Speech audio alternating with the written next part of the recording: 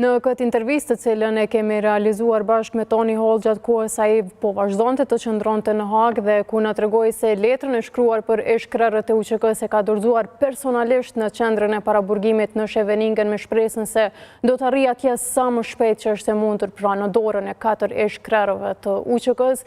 Ai ka cilësuar të padrejtë krejt procesin dhe mbajtjen e tyre për mbi 4 vjet e gjysmë tashmë në qendrën e paraburgimit në Scheveningen.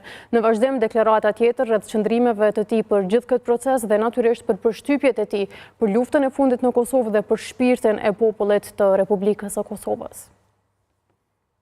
It's one of the most unfair situations. Kjo është një prej situatave më të padrejta që kam parë ndonjëherë. Ajo nëpër të cilën këta burra dhe familjet e tyre duhet të kalojnë. Me duket e padrejtë mbajtja e tyre në burg, kështu për gati 5 vjet. Ndërkohë që procesin nuk ka përfunduar ende, është e gabuar.